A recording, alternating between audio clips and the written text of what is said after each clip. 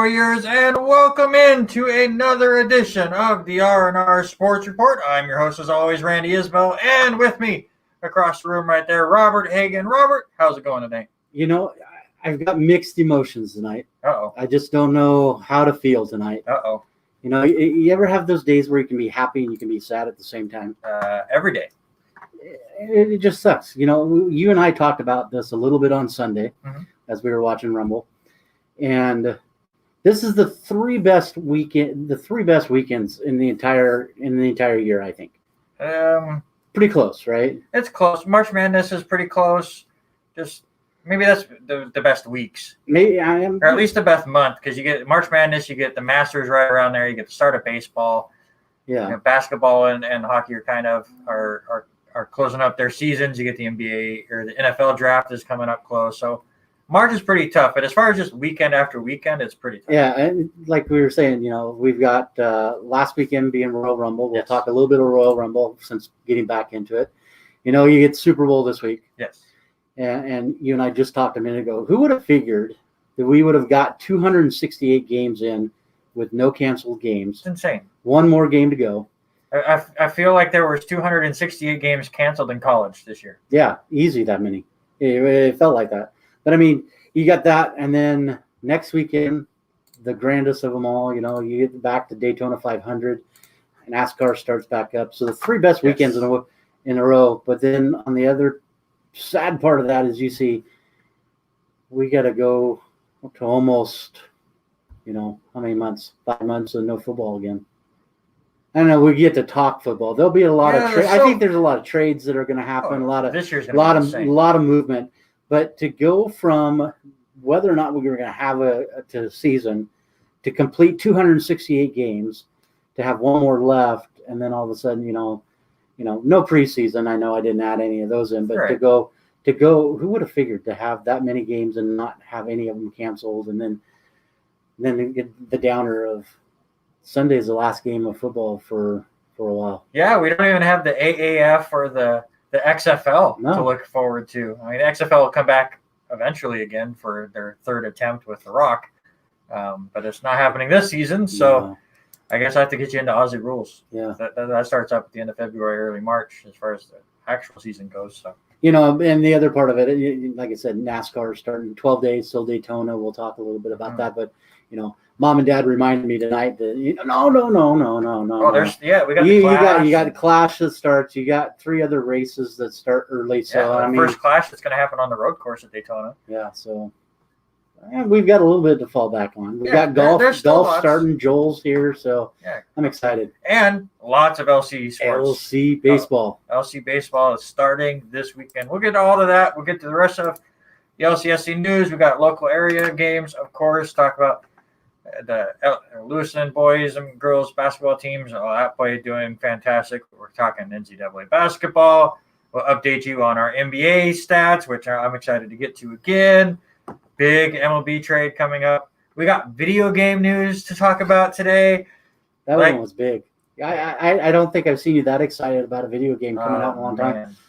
Well, we'll get to it. I don't want to spoil it. Obviously, we will be talking about the Royal Rumble because Robert came over and we watched that. Very, very good show. After you got a new TV, right? I did. Well, I bought a brand new TV just for the Rumble and the Super Bowl. That's how I talked Taylor into it. I'm like, we got these big events coming over, and Robert's coming over, and I want a new TV, please. You know, I tried to talk Denise into getting. I even took a snapshot on my phone, sent it to her, and she's like, no. I'm like, okay, I guess I'll just start saving money and stashing it or something, you know. Who knows? Well, maybe I'll surprise myself and go buy it, you know. Well, you're going to be getting more back in bowling this year because we're not spreading it out as much. Exactly.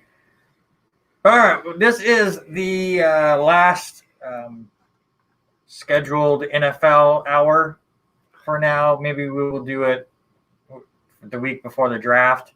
We'll still talk NFL, of course, but it'll get mixed around. I think what I want to do, and we haven't really talked about it yet, so let's have a production meeting on the air just for fun. I think next week, obviously, we're going to start the show talking about Super Bowl, and then we will fill it with whatever we can for those 2 hours. We'll have Daytona 500 previews and everything there. And I think after that, I believe I want to get back into getting guests back Yeah. to start the show. Yeah.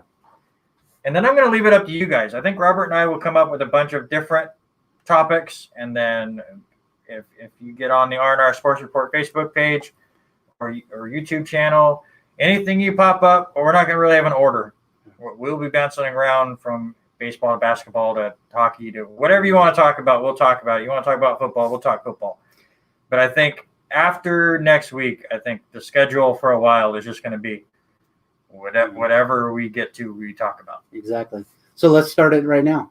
Let us know in the comments if you're listening online, live with us. Let us know your predictions for the football game. Yes. Let's start there. Let's see how some of them start letting us know.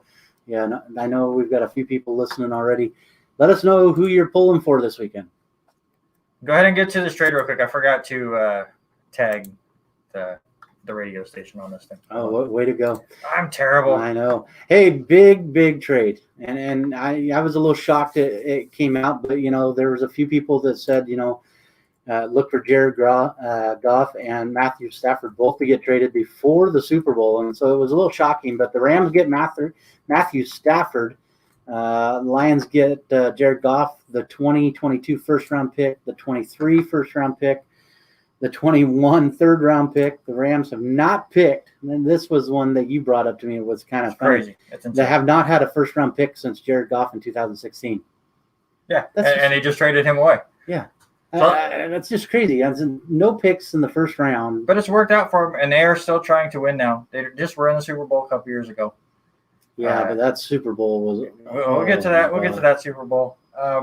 But they were there. Yeah, and they were there. I mean, when's the last time Detroit won a playoff game? Yeah, exactly.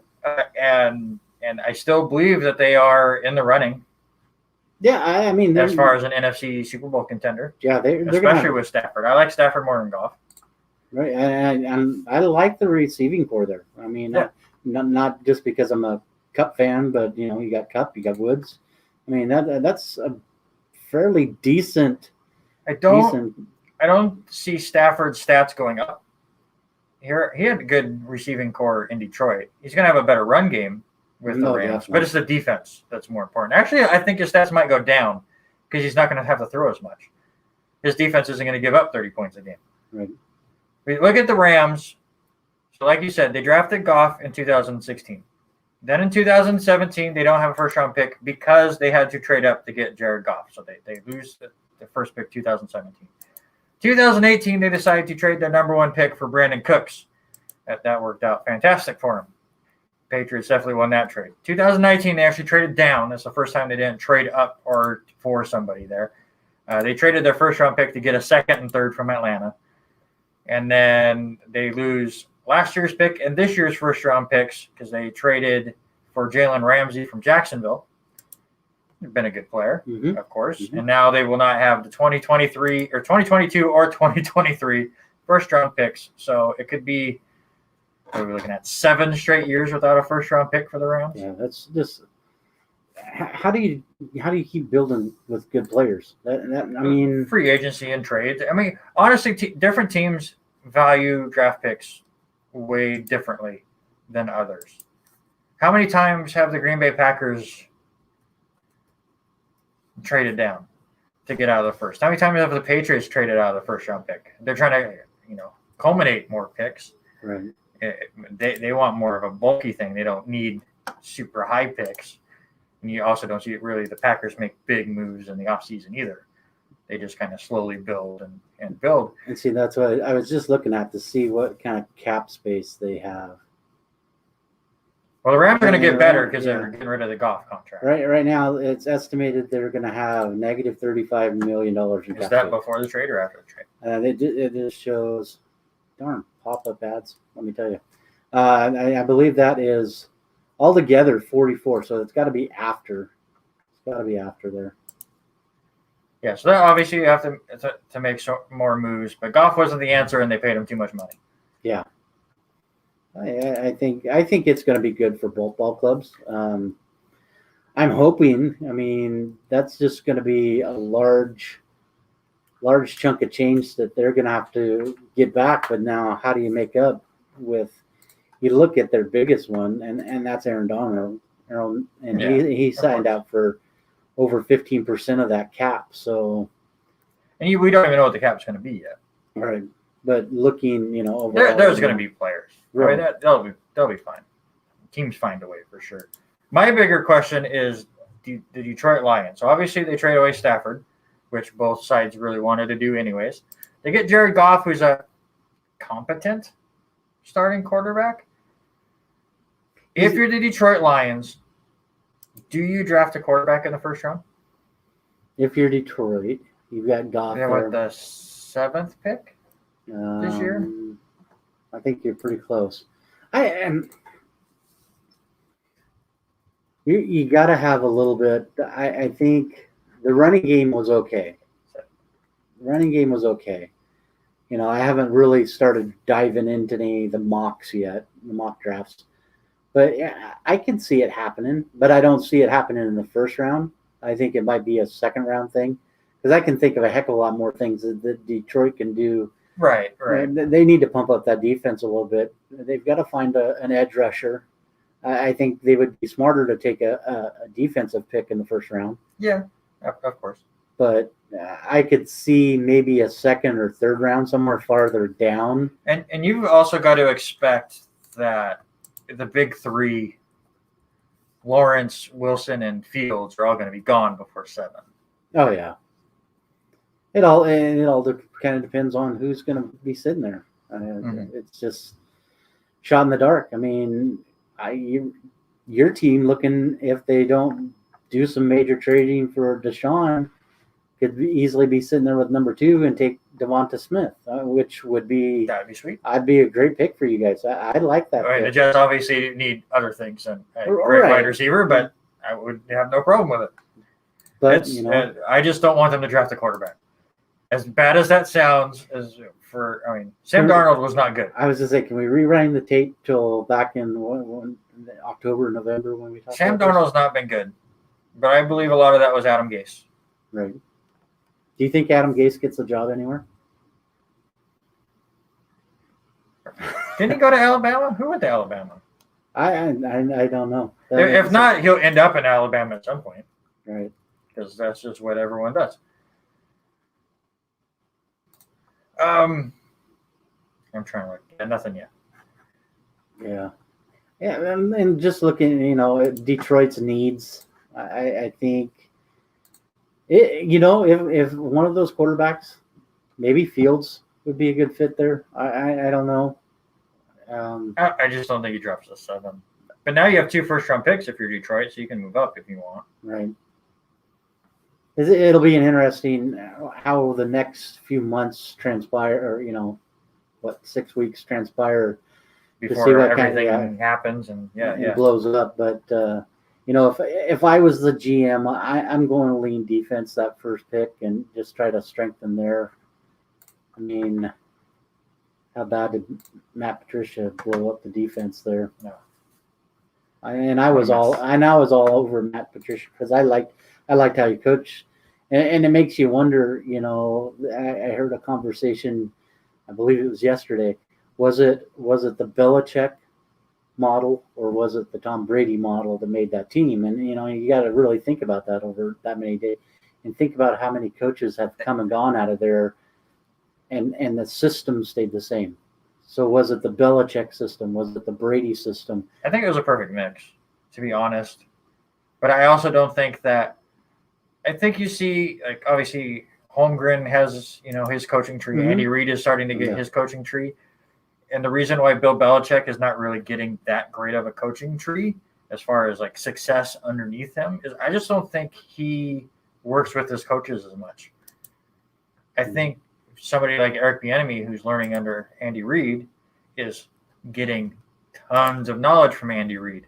Bill Belichick is bringing in very good people, but he's not teaching them how to be a head coach.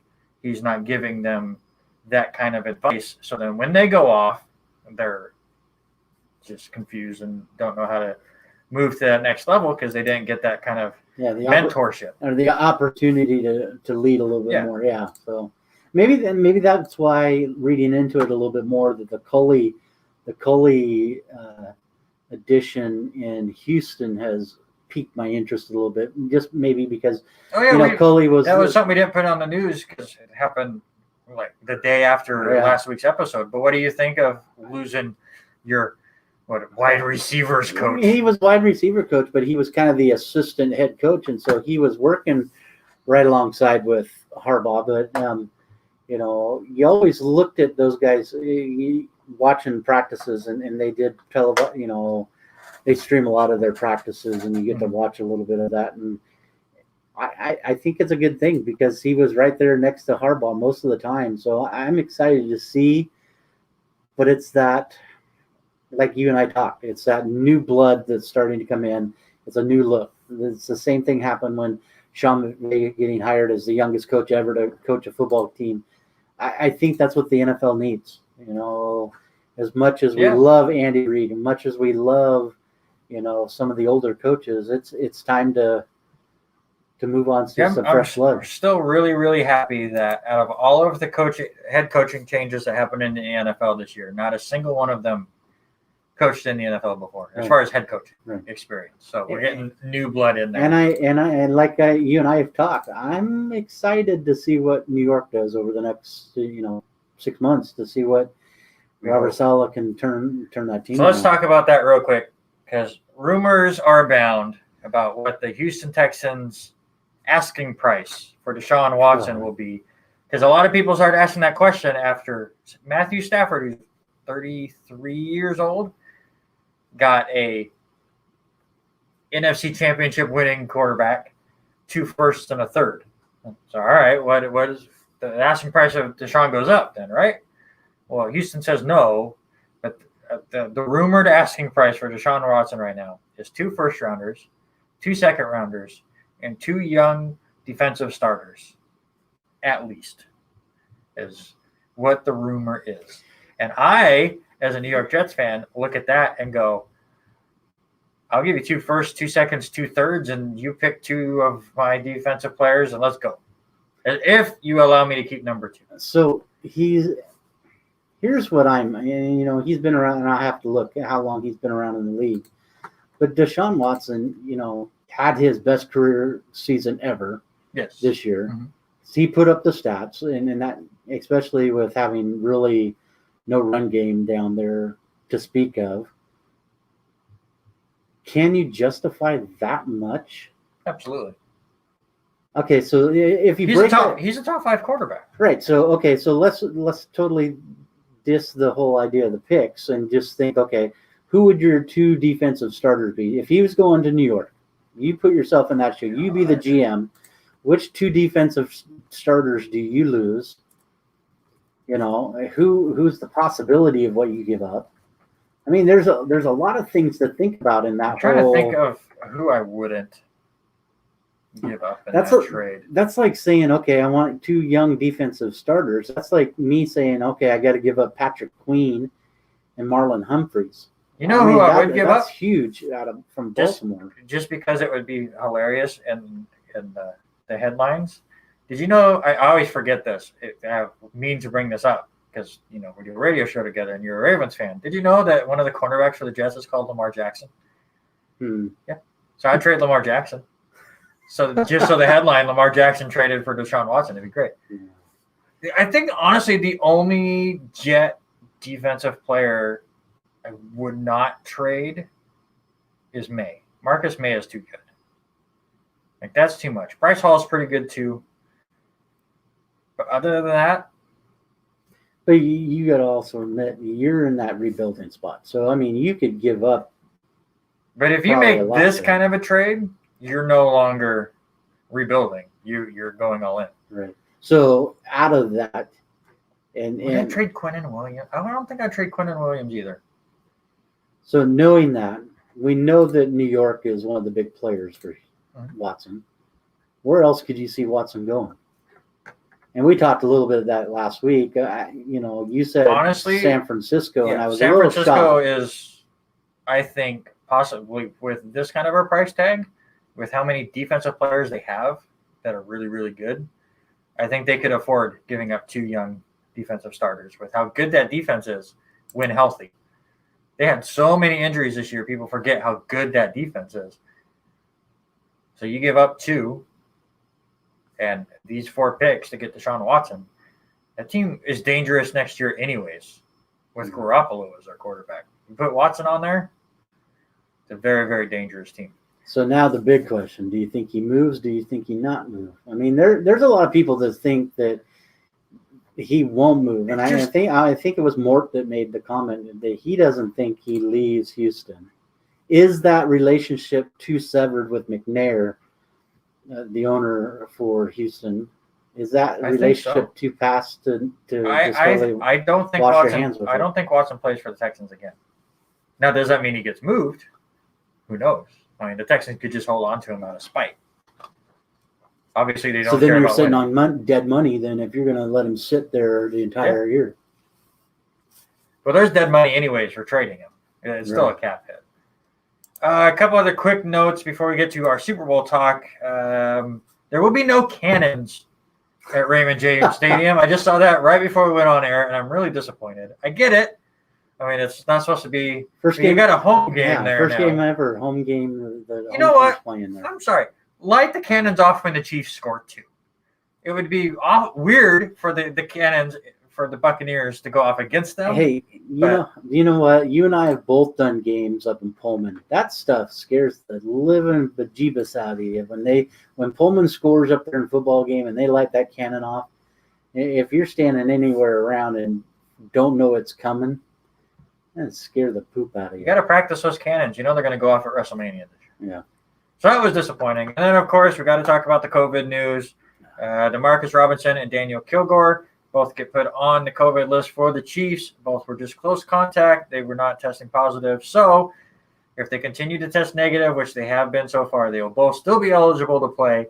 My question to you is the NFL even testing Brady and Mahomes and Hill and Kelsey? Are they pretending to, at this point, just to go, we need this game end? We're gonna swab you with nothing? Well, I want to know how, if they were following through what a lot of people were thinking was going to happen. After the two teams won their game, they'd go back home, say, hi, honey, bye, honey, and then isolate everybody. Yes. And I really think they probably did. I really think they've probably kept everybody in hotel rooms by themselves, locked down, only to go to the practice field. That's about it. Work out. I think that's probably the only place. But NFL needs this game. I think they do. They need to make the point that, hey, we can do this. We made it through 269. Well, at the end of this game, 269 games. If we can do it, we can make adjustments for everybody to do this. We go back to what you and I talked about, and I'm excited to see what happens with March Madness with everybody stacked in Indianapolis. We play everything, and the hotels get locked down. You're right there. I think the NFL needs this. I am really looking forward to seeing how many people watch this game. I mean, I know they're letting 25,000 into the stadium. We know that. Be a lot. And there's. But you can't have those big groups anymore. So I always never know how those Nielsen ratings work. Are the ratings going to go up because we're not supposed to be in bigger groups? So now more TVs are going to be turned on to it. You're going to have less bars have the Super Bowl on, or bars will have the Super Bowl on, but you can only have 25% capacity in a lot of states. So yeah, the ratings it'd be really interesting to see what the ratings do this year. I'm excited to see where that goes. All right, let's move on real quick. I want to get your guys' opinion. I know Robert Taylor in here is it was a barber that there was the close contact. They're getting their haircuts. Really? That's what Robert Taylor, the Chiefs fan, he would know. So Robert Taylor, I want your opinion especially, and if anybody else is listening on the Facebook or YouTube pages, let us know. We're going to now do our top 3 best and worst Super Bowls before we get into our preview of this year's Super Bowl. I think we start with the worst. You want to start worst? I want to start worst. All right, let me switch my banner now that you I know. I'm going to change things up. All right, who wants to go first?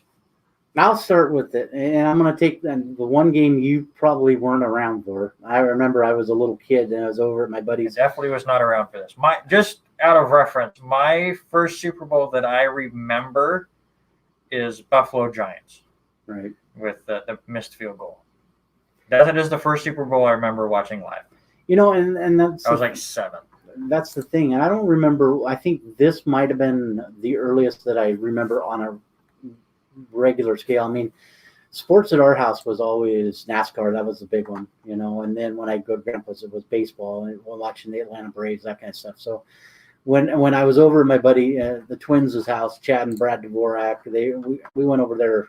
I was over there. That's people that taught me how to ride dirt bikes. So I was over there on Super Bowl Sunday, and that was the game that was on. It was, and my number 3 worst Super Bowl, and that was Chicago beating New England. You know, 1985, the Bears. You know, the fridge. I forget. Did Brady play in that game?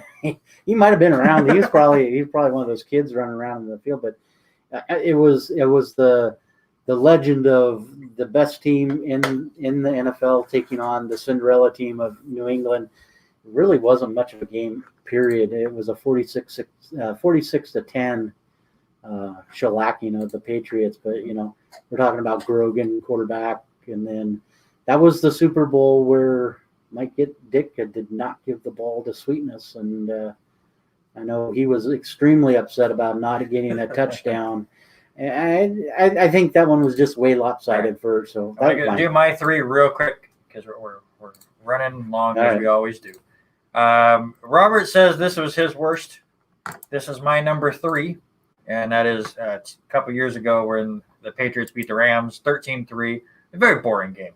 That was my number 1. We'll get to it. A very, very boring game, and I don't blame people that have it first. I just have a couple other above it. What's your number 2? And I saw your list, and we're going to have a fight. Number 2, and it has to be Super Bowl 49. And maybe I'm sticking up for the Seattle Seahawks fans, but when you have the best running back at that time, you got to pound the ball all game long. Not just one play. One play. You got to pound the ball against him. Just because you don't agree with play calling doesn't mean the Super Bowl was bad. The game was really good. That was one of the worst play calling that Pete Carroll had. That's not what I'm asking. I'm not asking worst coaching decisions in Super Bowl history. I'm not just talking just the one play, which it was stupid, but I mean the entire game. But the game was so good. Yeah, and this is from somebody that hates both teams. Well, you're a Jets fan. What? That's the thing. Jets fan in the Pacific Northwest. I know. Well, you know, I'm in the same boat, but I didn't like the way that they used Marshawn Lynch in that entire game. Really. I mean, they tried to put the ball in Russell's hands the entire game, and it ended up biting him in the butt. I mean, you got the number 1 running back. Taylor was saying that game was fantastic. I agree. It almost made my top 3. Yeah. Wes Harrington, resident Seahawks fan. Game good. Play call bad. I agree. Not the second. Well, they're all gonna laugh. They're all gonna laugh at me when I get to my number 1 football game. So that's my number 2 worst Super Bowl. Was one of the early ones that I watched, and again, it was just because it was a blowout. It was Dallas over Buffalo, 52-17. That game was over in the first quarter. Were you live then? Yeah. Okay, just making. This was a couple years after the first one I watched, but again, this is when I first started getting into football and getting into the Super Bowl, and I remember. My uncle is a huge Dallas Cowboys fan, so I want to say we either watched this one there. We watched one of the 2 Dallas-Buffalo games over there. But in the middle of the second quarter, stop watching the game. I didn't care. They were up by like 20. A boring game. Yeah. All right. What is your worst? It's hard. It was hard not to put any of the Buffalo games because you feel bad for, 4 Super Bowls and you can't get a win. I have to agree. My number 1 is New England over LA. Just boring. You know, we that's the thing. You and I have been together for the last 10 Super Bowls, 11 Super Bowls, and except for one. I went and watched Super Bowl 50 at Steve's house. Yeah, but I think Denver, Carolina. Yeah, but other than that, we have been in the same location for the last 11 years. And we all talked. That was going to be the shootout, and it turned out to be just. Patriots Rams. I think that was the quickest our party died. Yeah, I think so. But my worst, Super Bowl 48, the Seahawks beating the Broncos 43-8. Again, so much hype going into that. Number 1 offense versus number 1 defense. And after the botch snap to start the game, it was not a game anymore. It was like watching the Pittsburgh-Cleveland game in the playoffs. It was just, you knew it was over, and it was just so disappointing. I think the build-up to that one was higher compared to what we got, and that is why it is my worst Super Bowl ever.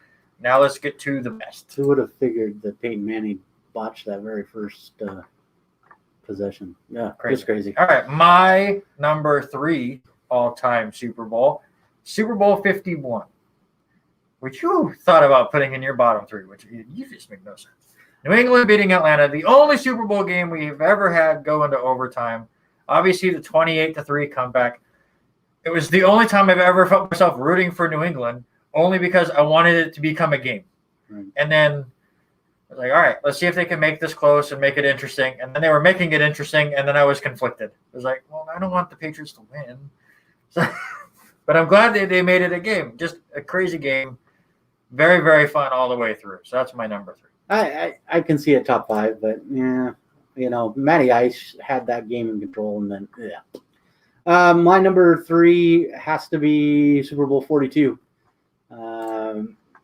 New York Giants beating New England. That was a heck. It was one play. One play. Eli Manning, first Super Bowl in there, had a hell of a scramble around. Yeah, one play, and makes that a win for the Giants. So I think watching that was probably the best one. Top 3 endings, maybe. Maybe, yeah. Maybe then. I mean, there's so many ways to look at these. I mean, that's what I'm going to talk about when I get to my first one. Well, Wes says the safety on the first possession of 48 was a bad snap over Peyton's head. Peyton was trying to change the play, and the center got confused. So not really Peyton's fault, but yeah, I totally get what Wes is saying. My number 2, and hopefully Haley's not watching at the moment, Super Bowl 32, the Denver Broncos over the Green Bay Packers, the big John Elway's first Super Bowl win, the helicopter play, Holmgren's decision to allow Denver to take the lead. Was that the one that was, this one's for John? This one's for John. That was the Super Bowl. But speaking of coaching decisions, like you were saying, the Holmgren just moving the whole defense out of the way, letting Terrell Davis score. We all think they were going to score anyways, but if Belichick would have done that, that game with Seattle would have been a lot different. So maybe you don't let them score. Obviously, Green Bay unable to come down and tie it up, and Elway getting his first. That was a fantastic game. What's your 2? Number 2 for me has to be Super Bowl 34. It was greatest show on turf, going in and beating Tennessee. Yeah, and then maybe that's where I'm looking at those 2 games as the best 2 endings. But that game, that last drive, back and forth in that game, you didn't know who was going to win. It was a heck of a game. It comes down to that last one, the stretch, and just comes up short. And Kurt Warner gets his first Super Bowl ring. Again, and the only reason I disagree is I can't think of any other play in that game. I just can't.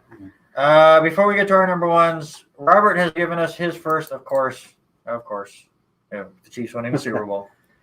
Which leads us to Robert, your number 1. We're gonna do it that way. We gotta get to your homerness. I mean, Robert Taylor did his homerness. We're gonna get to your homerness. Hey, everyone in the chat, they already know. Have some fun with this. Get on Robert Hagan right now. Wes, I still need your number 1. Taylor, you know this is a good game. He has to know it. If he's a football player, he's got to know this.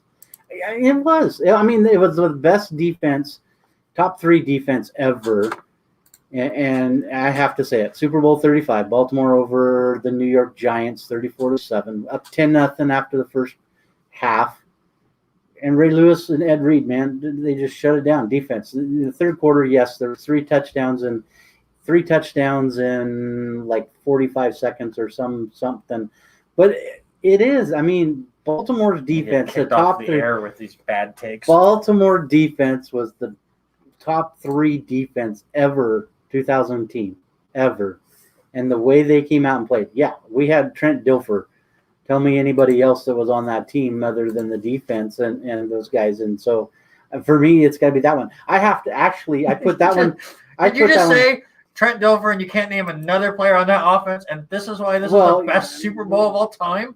Because on the offensive side, who did we have on the offensive side? I mean, we had Jamal. That was it. I mean, everything was defense based. You know, Trent Dilfer gets a quarterback ring there. The game was bad. But I mean, I'd love to put the Baltimore San Francisco game. That's a better game. That'd be top 10. That's a way better game than the Baltimore Giants game. I'm a defense. Yeah, lights go out. Okay, Harbaugh great comeback. Harbaugh terrible versus Harbaugh. No call at the end of the game that screwed the 49ers. Yes, it's a way better game. Way better game. All right. For me, my top Super Bowl is Super Bowl 43. Pittsburgh over Arizona 27-23. You had the return at the end of the first half with Harrison. He's still running. Oh, if he is, he's dead. he couldn't have made it another yard. Oh, dude. You had Warner and Big Ben going back and forth. You had, who is it? Santonio Holmes in the corner of the end zone with a fantastic catch. Larry Fitzgerald doing magic, almost coming back to win the game right back. Great fourth quarter. To me, it's the best Super Bowl. There's some really good ones, and looking at other lists today, holy cow, do the Patriots lead on both sides of that. What do we got? Wes says 28-3 was pretty good to counterpick blatant homerism. 3 guesses what my personal favorite Super Bowl is 4. Yeah, there we go. 40 was just rough, I guess. All right. You are listening to the R&R Sports Report right here on KLCZ 88.9 FM Lewiston. It's currently 38 degrees outside right now. Here at KLCZ 88.9, we're always looking for new student DJs to help us keep the airways filled with new music, original talk radio, news. If you've ever wanted to have your own show like Randy or myself, and you are here at LCSC, we can get you on the air. Just stop by our office in the sub and pick up a volunteer DJ application or send an email to KLCZ Station Manager at lcmail.lcsc.edu to get started. All right, it is now time what Robert Taylor has been waiting for.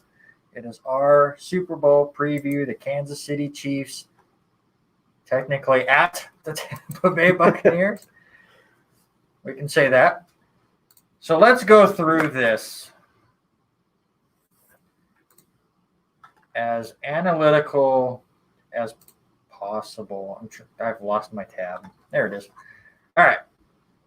So I'm just going to go position by position, and you tell me who has the edge. And let's start big right off the bat.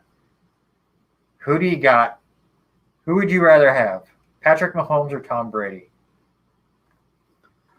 Right now, I would say, the way that Brady has been playing, he's got so many targets to hit. I would probably lean that way just a little bit, just because Patrick Mahomes' foot, dealing with the turf toe, all that. But I think it's going to be a coin flip between those two positions. I just think the weapons are a little bit better on the one side. You're just talking quarterback. Yeah. I'm going to lean Brady, but not by much. Not by much at all. Wow. I'm going to take Mahomes. I think I would have went with you and said Brady if this was Mahomes' first Super Bowl, because he didn't play that well last year. He struggled, especially in the first half. Made some big plays, of course, and led the comeback and hit Tyreek Hill, who San Francisco forgot about after Mahomes was able to extend the play. Right. But this is his second Super Bowl. I think the nerves will be gone, or not as there. So I'm going to take Mahomes. Is just better. I'm just worried about that foot. You could see the mobility. You could see the mobility wasn't 100% during that game there against Buffalo. So and they really haven't showed much practice film at all over the last few days. So that's where I'm interested about. So I'm going to lean just a little bit to the GOAT. Yeah, Robert Taylor does have a good point. Brady had 3 interceptions against the Packers. All right, let's go a little bit faster here. Chiefs or Buccaneers running backs? Who has the edge there? I'll go first. I'm taking the Tampa Bay Buccaneers. Ronald Jones is better out of the backfield. Leonard Fournette starting to get his feet underneath them. They don't really run the ball as much as I felt like they did this year when you're looking at the stats. Not toward the end of the year. But as you said, as far as health goes, CEH getting healthier, but really wasn't that impact first rounder that I was expecting him to be. Le'Veon Bell has been interesting, and he should be back here for the Super Bowl. It's really close, but I'm going to lean Buccaneers here. Yeah, I have to agree there. Right now, Kansas City, the last few games, they've been leaning on Williams a ton. Gordon, he's been playing really well. Playing well. Bell just not the same, explosive as when he was up in New York and such. So I would have to agree. And I had Ronald Jones in the fantasy, and to watch some of the stats he put up at the very beginning were great. And Fournette had hardly and didn't play much. But now Tampa's found their feet in all facets of the game. So I would have to agree with you. I'm going to lean Tampa right there. All right. Now this one's going to be the most interesting one. Kansas City wide receivers and tight ends, or Tampa Bay's wide receivers and tight ends. Who has the edge? The only reason I'm going this way, and have we decided that Bell or Brown is out, or is he still questionable? I think he's playing. Is he? Because the last I heard, he was questionable. It's been a rough week to stay up on top of everything, but I'd have to go. Yeah, I'm going to agree with Robert Taylor. It's got to be the receiving core from. It's looking like he is not ready to go. Yeah, so I'm going to lean towards the Chiefs. I mean, Tyreek Hill, the fastest guy in football right now, and you got Kelce there. I think you just got to go there. Hardman. And if they run any of those end arounds with him, he's a quick guy coming out of that jet sweep. I think the Chiefs are the better pick there. It's really close to me. I think if Brown plays, I go Buccaneers easier. But you have Godwin, you have Evans. Scotty Miller's been pretty good for Tampa Bay. Scotty Miller just hides behind the defense and scores those couple. But that's all you have to do when you have that many weapons. Yeah. I think Tampa Bay has more weapons. Gronk's been okay. Cameron Brate's been fine. Obviously, Travis Kelce's a beast. Mm-hmm. By far the best tight end in the game. And he and Tyreek Hill combined. Right. If you only give me two weapons, Godwin and Evans versus Hill and Kelce, I'm taking Kansas City hands down without even thinking about it. I just think Tampa Bay has a little bit more depth, but I think I'm with you, and I will lean Kansas City as far as the targets. The guy that I've been most surprised about this whole entire postseason has been Brady. I mean, he looks good from tight end for that option for Tom Brady underneath. And, you wouldn't have thought that name would have came out with, Godwin and those guys are just a little shocked there. Robert Taylor also mentions Watkins is playing for the Super Bowl too. That's another big piece. I'm going to combine the two lines. You can split them up if you want. We're running out of our hour here, and I want to get to some fun. Who do you got on the offensive or defensive lines? I like Kansas City's offensive line going up against the defensive line. Just they've played well all season. I just like the push that they're going to get. It'll be interesting to see how they set the line of scrimmage. If they can get some big holes opened up. Here's the thing. Look for. I really think Andy Reid is playing to the strength that he's got. He's got to take advantage of the speed of Hill and Hardman running the end arounds, running some jet sweeps, getting good looks for Williams. As much as I would love to hand the ball to the rookie, but I think the offensive line for Kansas City's got to step up quick. Got to get the holes open. They got to get a good push. Yeah, I'm going to take the Buccaneers for both lines. I think Kansas City's offensive line's okay. They have injury issues right now. I'm blanking on the center who tore his ACL. I'm sure Taylor's going to tell me in a minute. But it just kind of shows what Mahomes can hide. It's kind of what Russell Wilson could hide with a terrible offensive line with Seattle. I'm not saying Kansas City's offensive line is terrible by any means, but Mahomes is able to escape some pressure. And a lot of teams are not even sending pressure anymore because we look at the first matchup here with Tampa Bay and Kansas City, and Tampa Bay blitzed the hell out of them in the first half, and Kansas City just torched them. Mm-hmm. So I don't expect Bruce Arians to bring a lot of heat towards Mahomes here in the Super Bowl, which is going to help the offensive line look better. As far as the defensive line goes, it's so close. But Clark and Jones are so good for Kansas City. But you look at the stats, Tampa Bay was 5th in the league with 48 sacks, and they were 6th as far as adjusted sack rate goes. Very good defensive line. Again, it's really, really close, but I'd probably go Tampa Bay. You know, honestly, I was just thinking this while you were talking about that. I think this is probably one of the closest mashup Super Bowls we've seen in a long time. You go back to some of our power rate and rankings. We had Tampa Bay, about midway. I had them in top 5 for almost. I was to say about midway through the season. Midway through the season, they started bouncing up, and they were in the top 8. The entire season. Mm-hmm. I think it's a close matchup. Robert Taylor does it. It was Eric Fisher, the left tackle, who I was thinking of. He tore his ACL and is out. All right, rest of the defense. Who do you got? Linebackers and secondary. I just like I like Kansas City's. I mean, the energy that the Honey Badger gives out. I think that's the excitement that team's going to need to go into down to Raymond James Stadium and turn it away from being a home game. Yeah, Kansas City's defense has been really, really good in the playoffs. Their coverage against Buffalo, who doesn't have the depth that Tampa Bay does, was fantastic.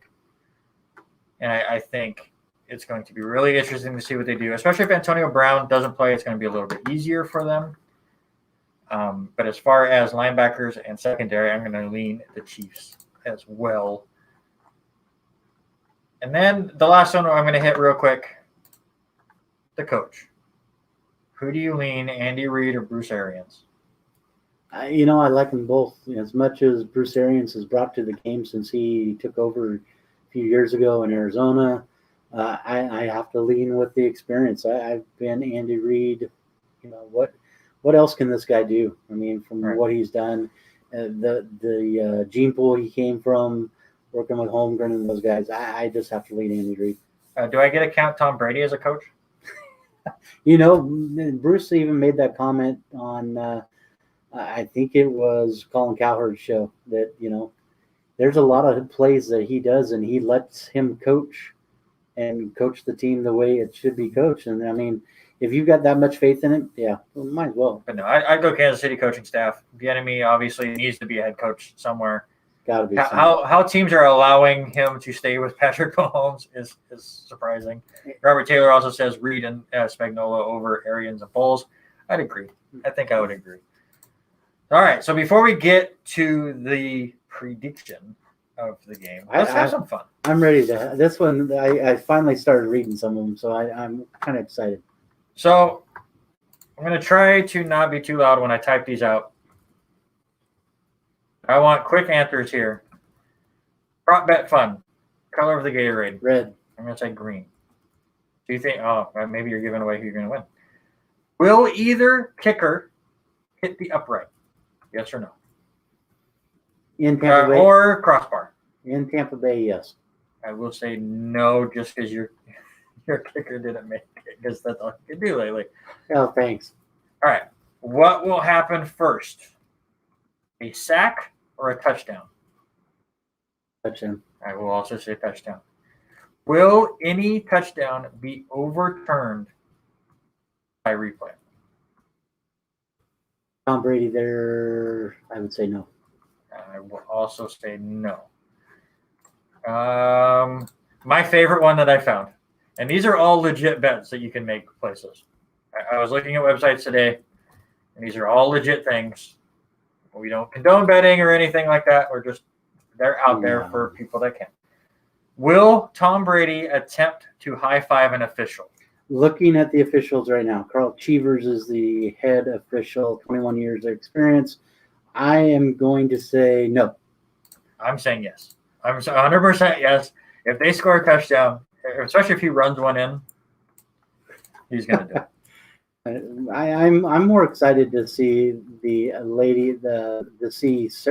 Sarah Thomas officiate this game. First woman to officiate. There was a lot of prop bets based around Sarah Thomas, and they were so mean. I didn't want to put them like, would she get hit, or is she make a bet? There's so many just weird. If you look at this, Sarah Thomas is the youngest NFL experienced person on the crew with 6 years.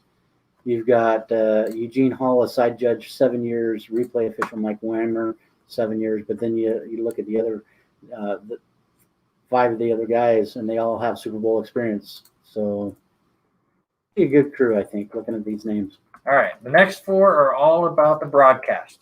It's on CBS this year. What will be mentioned first? Brady's 10th Super Bowl or Brady's age? Age. I'm going to say Super Bowl. I think that's going to, like, when they're introducing people, I think that's going to be, this is his 10th Super Bowl at age 43. So I'm going to beat you just by a little bit. Will Tony Romo mention his kids? Yes or no? Yeah. I'll say yes, too. Especially if this game goes in overtime. Kids better be in bed. There's a lot of prop bets about how many times will COVID be said or masks be brought up. I didn't want to bring those, but this one kind of mixes with it. What will be said first, 2020 or 2021? 2020. I agree, 2020. Just as far as how crazy 2020 was. Wes, going back real quick, Wes says Tom Brady tries to high-five the woman official. Cut to angry Giselle in the luxury box. Wes, there's actually a prop bet about how many times you see Giselle. Just so you know, if you want to get on that too. All right. And the last one. Over under on that 5 times? For Giselle? Yeah. I think the over under was 2. But if he tries to high five the female head coach or referee, then there you go. This one I put on here just for Robert Taylor because he said he was going to listen today. Will Baby Goat be said in reference to Patrick Mahomes? For me, I'm going to say no. I'm going to say yes because I find it really funny. I think it's funny, too. I think I've already heard it one time, but I don't think they say it on the Super Bowl. When I asked Haley, she said, Baby Goat will not be said, but Kid will be said because that's what a Baby Goat is. So Patrick Mahomes' new nickname will be Kid. And Robert Taylor says, yes, he will get said Baby Goat. That's funny. And, of course, we got to go heads or tails. I'm a tails guy. I'm always going to tails. I'm going to go tails as well. We always have our head or tails at the start at our party. So I've lost the last 4 years on that, too. We're due, I think. Yeah. All right, last 4 we're going to get into are over-unders. Over under 1.5 times Roger Goodell gets shown during the game. This doesn't count pre-game or anything like that. Over. I'm going to also say over. This one, if I was in a place to bet, I would put all my money on. I'm just saying. You and I talked about this before the show. Over under 1 time that Bill Belichick gets mentioned. Can I say over like multiple times? Yes. I would change that almost 5. I would put it over under almost 5, but that one's low. Where it says under on Goodell. That'd be interesting. I can see it because we're going to get way more Belichick. And then in the same reference, over or under 2 times the Patriots gets mentioned. Over. I will also say over. And our last one, because we haven't talked commercials at all, we'll have a segment next week about what we thought this year's Super Bowl or commercials are like. Over or under 4.5 commercials with dogs in them. Oh. I'd say if over or under on cars, I'd definitely take I think that number would be a lot higher. I'm going to take the under on that one. 4.5 seems a little high. I'm going to say under. I'm going to stick with the over, say over for all 4 of the props. And Robert, you are in charge of keeping track of who wins all of these. I forget what website I got some of these on. Let's see. Wes says under on commercials because a lot of brands aren't even doing ads this year. Budweiser and Coke are not doing any ads. Yeah. What kind of ads are we going to get this year? I heard that one too. So I'm like I would lean a lot of cars. I think we're going to see so many car commercials. It's Cars can have dogs in them. Yeah. Sticking their head out. Is that where you're going to go with that one? They have to have their there. The dog is in it. All right. The dog is in the commercial. Yeah, I still think that 3 would be the best one there. Marvel. I don't know about that. I mean, we'll have a few movie segues in there. So I think that'll will get filled up. But now it is time, sir. It is time to give your official Super Bowl prediction. You know, I got asked this at school today a couple of times and both of them happen to be coaches that I coach with up at the middle school, and they're saying, "Who are you going to take on the show tonight? Who are you going to take?" And I by the way, back and forth. By the way, just to recap, our mid-season predictions, since we were not a show when the season started, right. We predicted. I guess it was a little later than preseason. Right. November 17th. You predicted Green Bay over Baltimore. I did. So who you got? Green Bay or Baltimore?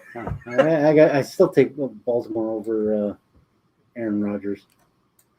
You know, I have to look at it. You know, right now Kansas City is a 3.5-point favorite. You just like we talked at the beginning. There's a couple of those comparisons that are right at coin flips for me. I think it's the closest that we've ever had in picks, or comparing the teams. So for myself, I have to lean Kansas City. I think Patrick Mahomes gets his back-to-back win. It'll be the first time. I was gonna say it'll be the 8th time ever for back-to-back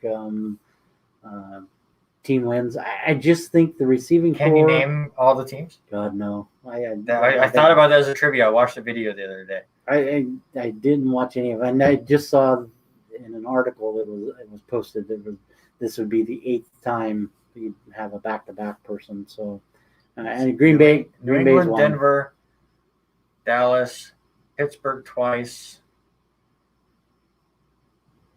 Green Bay, San Francisco. I can't think of the other one. Yeah, it's got to be San Francisco on one. So I think it's just there's too many coins. Robert Taylor says he's still undecided on this pick. Sure, you're a liar. I just think that there's too many there. I mean, if I closed my eyes and just picked one, for Mahomes and Brady, like I said, I'm giving Brady just the edge, but I think it's going to come down to coaching and play calls. I really do. It's going to come down to I kind of agree with Robert Taylor. It's going to come down to Andy Reid going up against Bruce Arians. What are you going to dial up in certain situations? So write it down. I'm going to give me the 3.5 in Kansas City. It's going to come down to what, like you said, the game plans. The game plan that Tampa Bay had in the first meeting this year was not good. That was the game Tyreek Hill had like 200 yards in the first half. But Tampa Bay came back and only lost by 3. They had a chance to win that game. Now, Robert Taylor will tell you that Kansas City let their foot off the gas. I don't believe that, especially in that kind of a game. That is I want to prove myself that I'm better than Tom Brady kind of game. I think this game is going to be really close. I do believe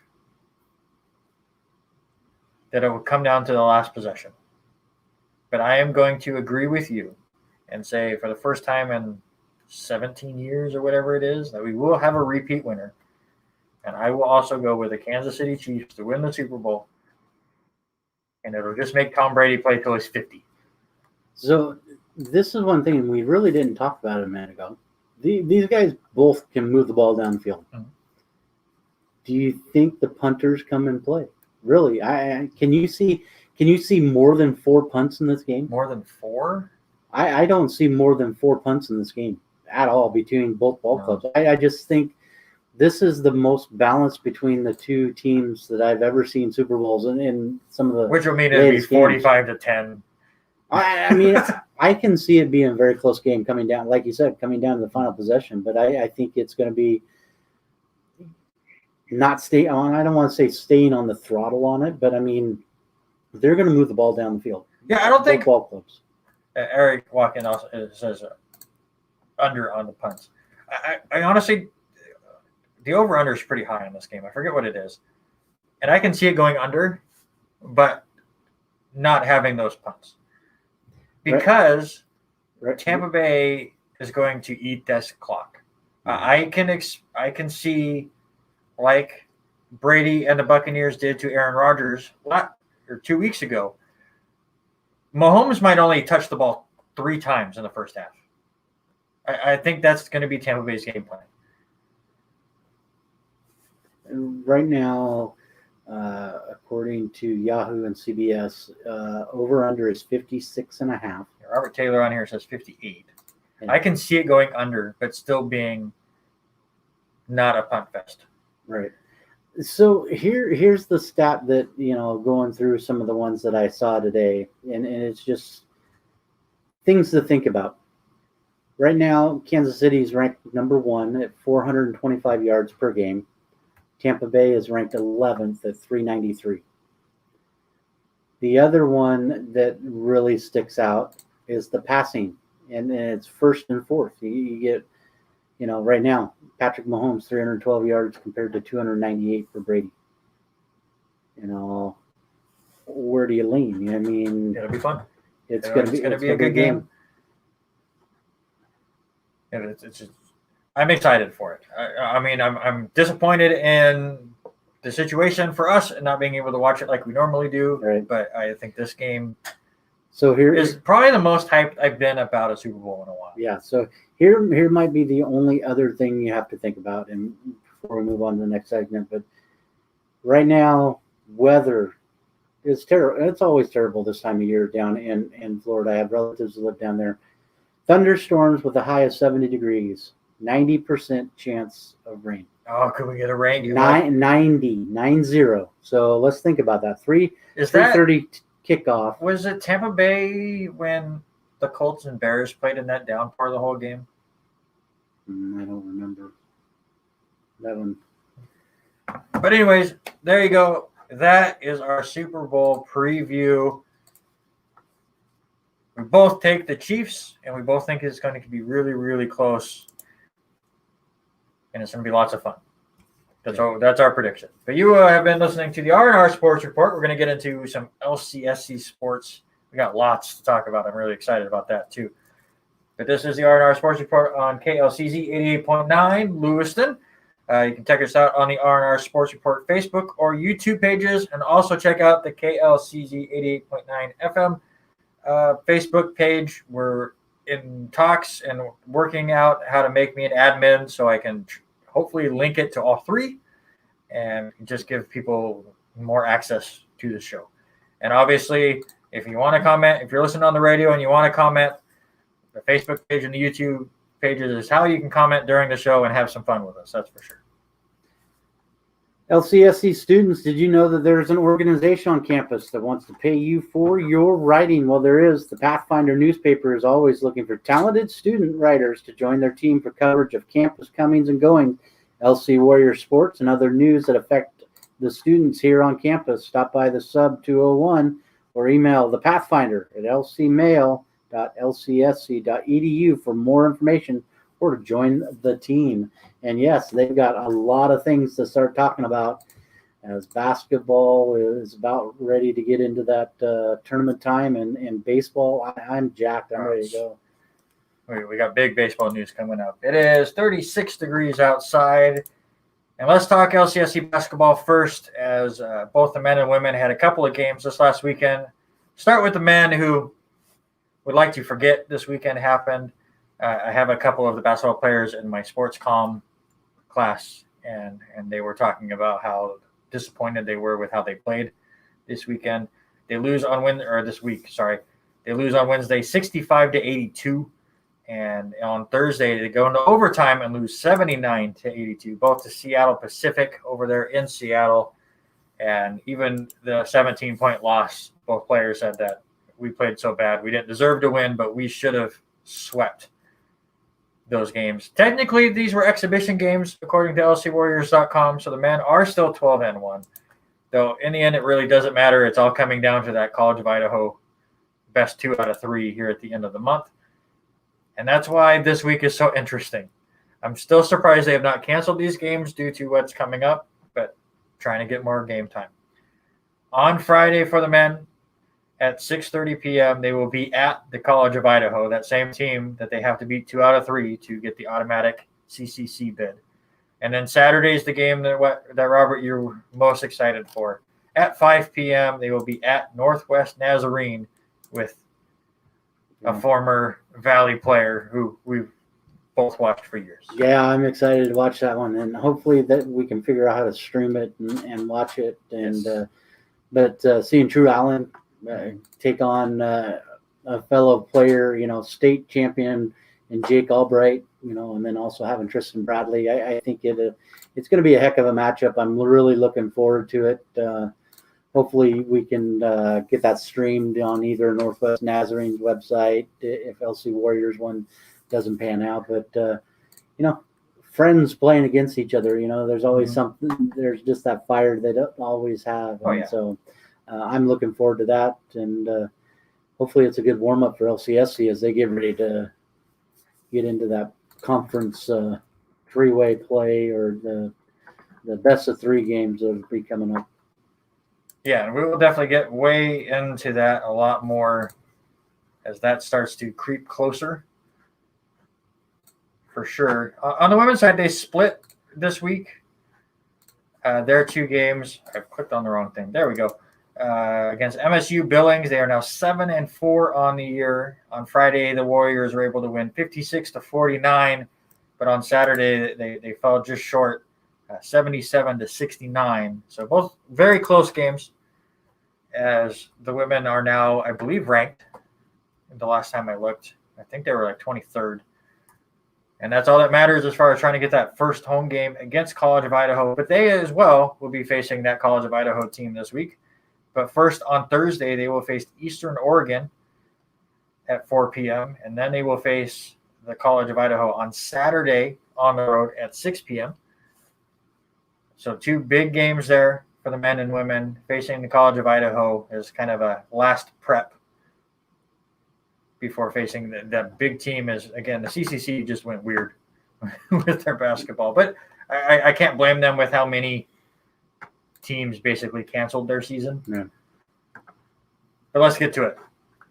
So what I've been really excited about, you and I are both baseball guys. I love watching baseball. I really miss watching the young kids play and hitting the ball. And obviously not having the NAIA tournament last year really sucked. We again, another tradition that we've had for many years kind of went away for a year. But we were talking last week about how LC was scheduled to start their season at the end of February. Well, they've added some games, which, of course, is going to happen a lot, and I'm really excited for it. They head off, and I found this out in class when I have a class with one of the baseball players who was talking with a teacher about not being in class for the next week and a half. I'm like, why are you not in class for the next week and a half? Well, this is why. We're going on a big 8-game road trip, which starts on Thursday. So Warrior baseball starts in just 2 days. And first it's down in California, where it's a big start for the Warriors, who start the season ranked 24th. On Thursday, they take on number 13 Westmount. Then on Friday, they'll play a doubleheader against number 23 Hope International. So that's 3 huge games to start the season.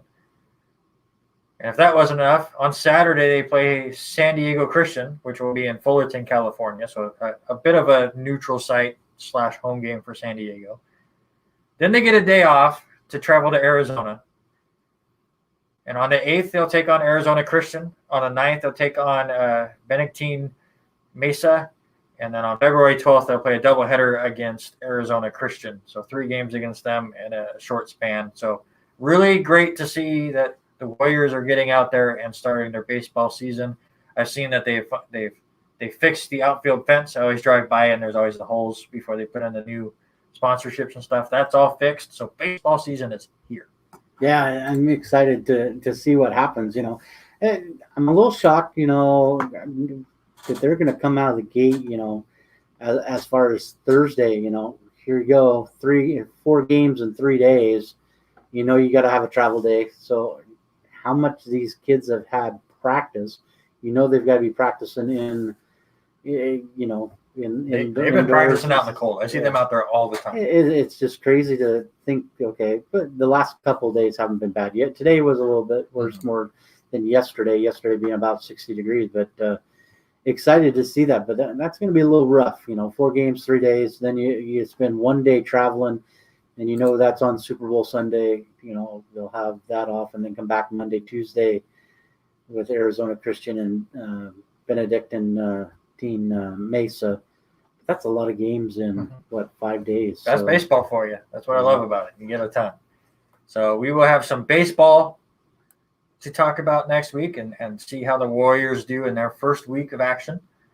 Some other sports to talk about, because again, everything's getting thrown together all at once, and I'm starting to enjoy it just because it's here. Unfortunately, the women's tennis team struggled in their opener. They lose to Montana 7-0.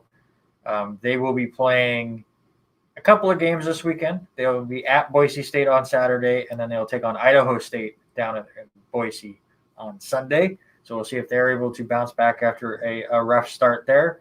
But the cross-country meets happen in Bushnell Invitational. The women finished 3rd on their side. The men end up winning it for the Warriors as Cole Olson finished 1st for the men with a time of 24:50, finished 4 seconds ahead of 2nd. And I heard that the track over there was on a golf course. So most of it was on a cart path. But I was told that the first 600 meters and the last 600 meters were in grass and it had been raining.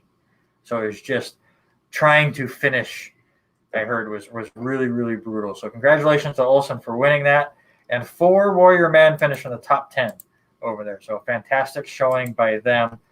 Cole Olson and Jansen Edmondson of the Warriors women basketball team won CCC Player of the Week honors. So congratulations to those two.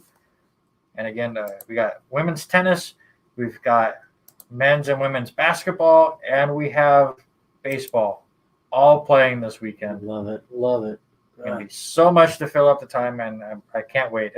I just laughed that we talked for years about doing a local radio show to cover local sports and talk some outside sports and some national stuff. And we finally do it, and then everything is stopped. Yeah. So now we're finally getting there. We got Clarkston getting ready to start up. I saw Asotin come out with their football schedule. We're getting there. Yeah.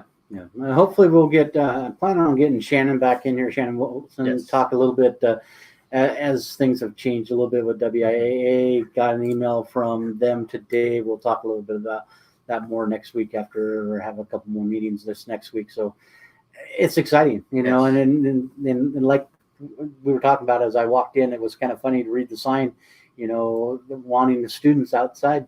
They're already signing up for pickleball tournaments. I'm like, dude, get some sports out here. I'll talk about some pickleball with you guys, and just excited to see LC coming back to life. So, sorry, Aaron Watkins, if you're still watching, no 5-pin bowling tournaments here yet.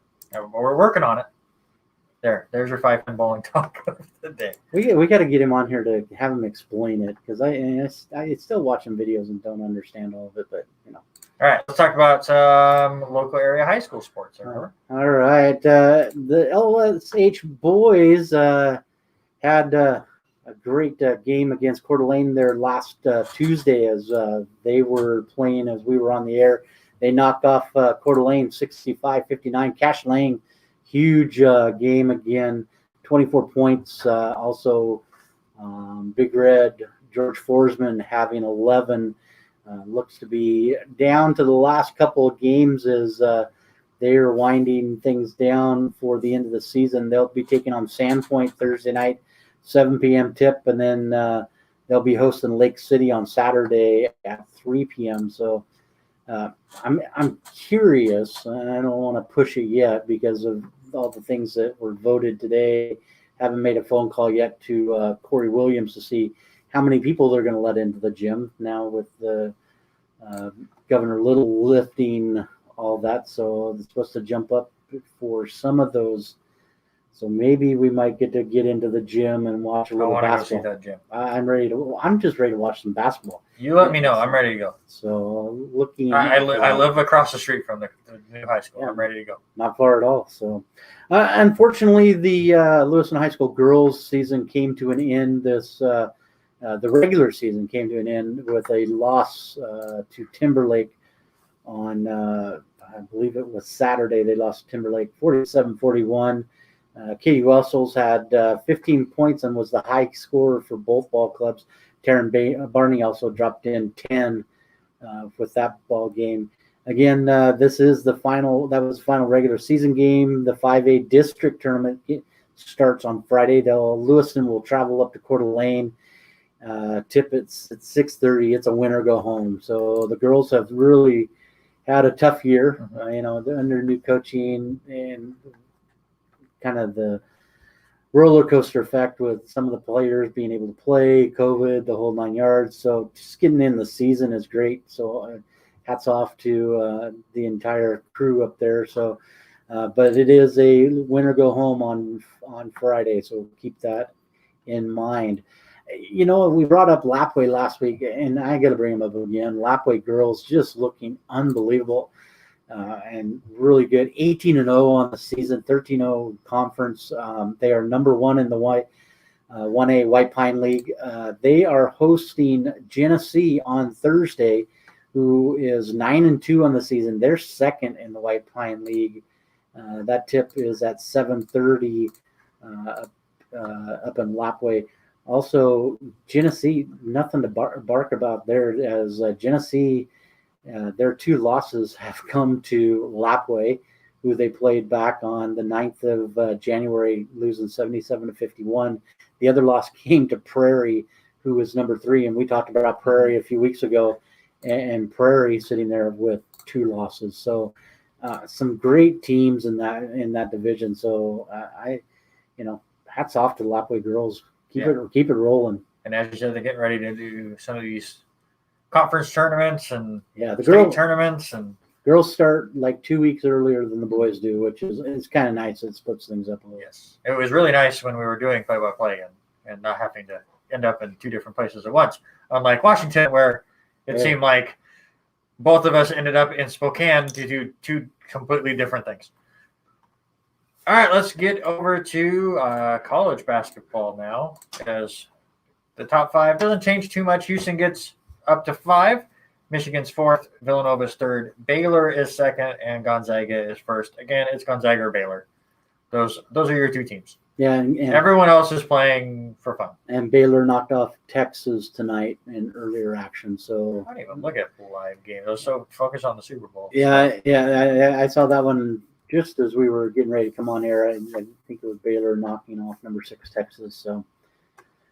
Some really crazy ones, and you and I talked about it. How about Kansas? They've dropped 8 spots now. They're now down at 23rd. Duke's not even in the top 25. Is it just because of the C word this year, or what do you think is changing? Honestly, college basketball is so weird, because you would think the C word would have meant that it was the favorites, Kansas. Duke, Kentucky. You would think that, yeah. But this year has just been so strange. I guess maybe it's because it's a rebuilding year for them. Or honestly, as far as Duke, at least for Duke and Kentucky especially, Kentucky's always about the one and dones. Duke has become the one and done school lately. Right.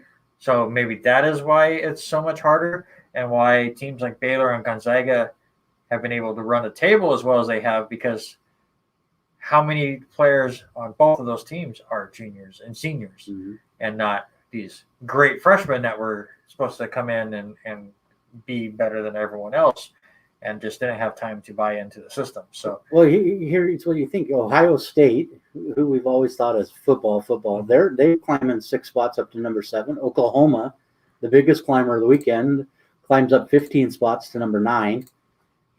Tennessee, who always been more of a football team too, also climbs up 7 spots. It's just weird seeing some of these teams that we've always thought as a football conference, and it's always been that way over the last, 20 years. We've thought this college is this team, and you start seeing these names, and the ones we're used to seeing are slowly fading out, like the Duke, like the Kansas.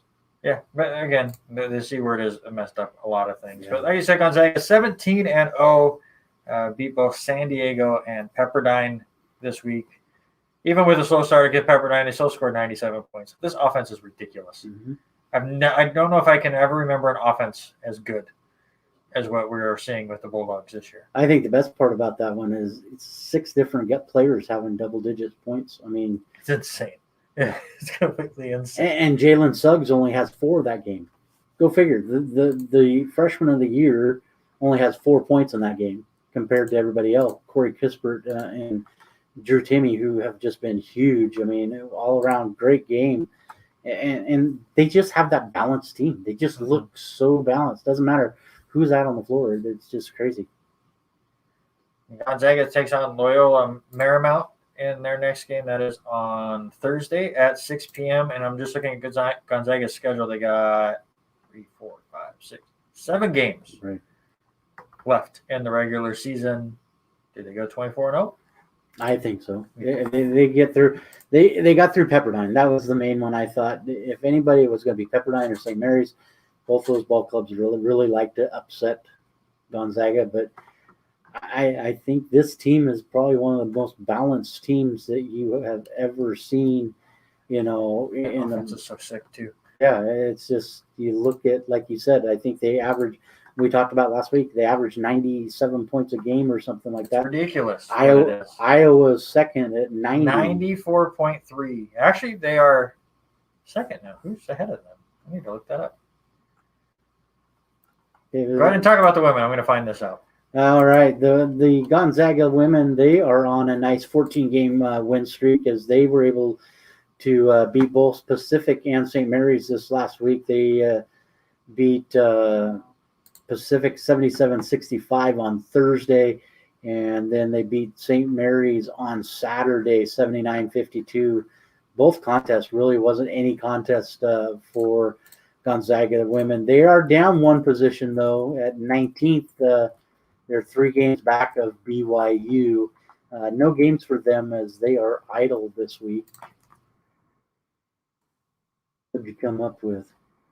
Oh, they are first. I don't know why on ESPN when I was looking at their page it said second. Gonzaga is first at 94.3. Iowa is second at 89.7. Baylor right now fourth at 87.3. It's just crazy. Hey, but you and I sitting watching the Rumble the other day, and actually I had my phone out and I was kind of trying to follow along. The Cougars finally snapped their 6-game losing streak this weekend, beating the Huskies on Sunday. By a score of 77-62. Cougs led by as much as 20 points. Isaac Bonton had 25, Noah Williams 21, and Efe Abogadi with double, 13 points, 13 boards.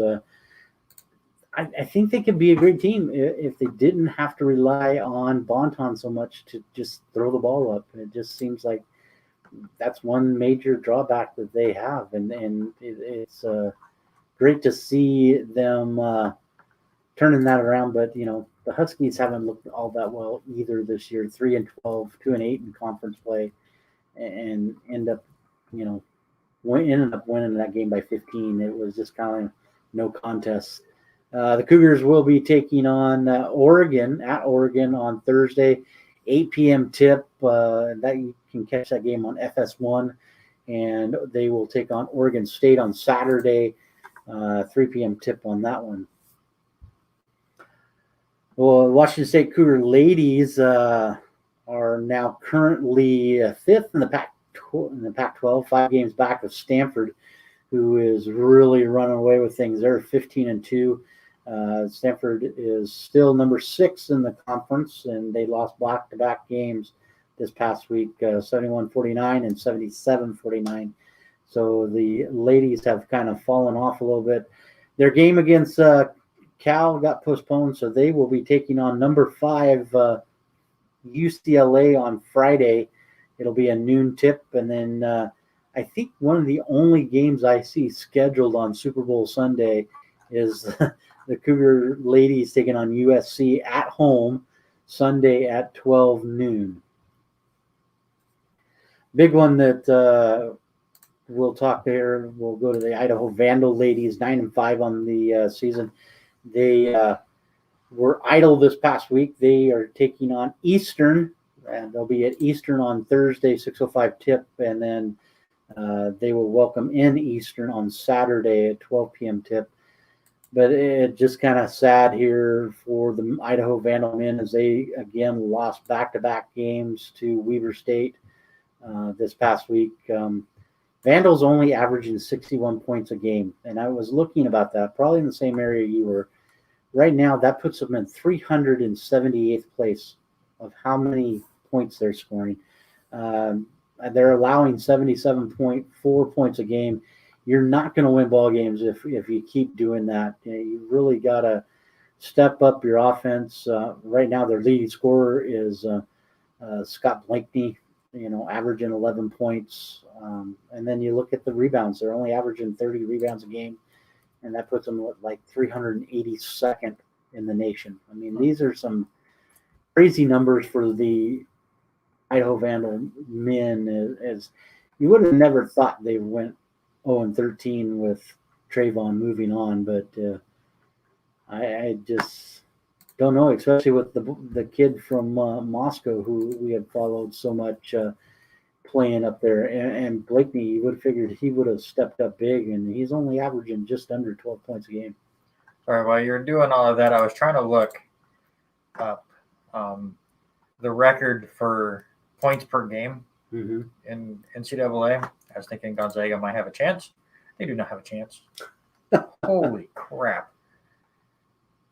So according to NCAA.org, the highest scoring college team of all time happened in back-to-back years. Actually, 3 of the top 4 are the same school, and 4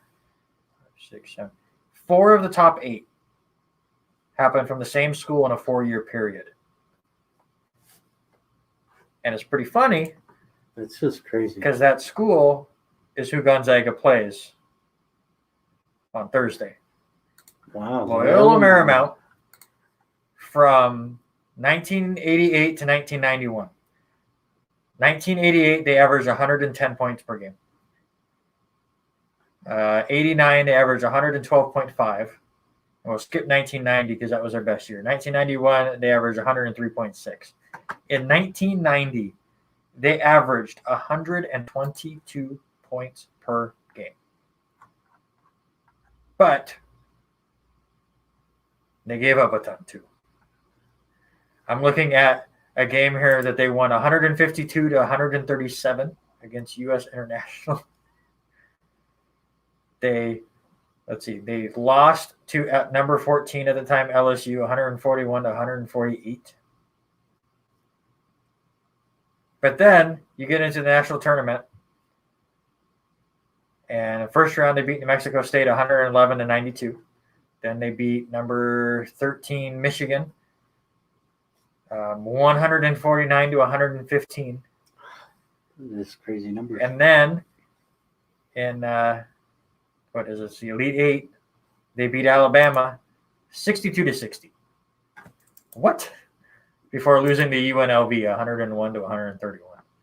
This is crazy, some of those numbers. Mm-hmm. Yeah, Wes, I agree with you. Vandal men basketball, it's been tough. It's been a rough few years. 66-44 since 2018. I mean, watching them play this last year, I had the opportunity to go up and watch Trayvon play his senior year. I was up there on senior night. He had a great game. 30 was his highest career game. He was like 34 points. It was crazy, but they ended up losing that game by like 5. So it was just they're struggling. They need to find somebody to come play up there with them and get a little bit more.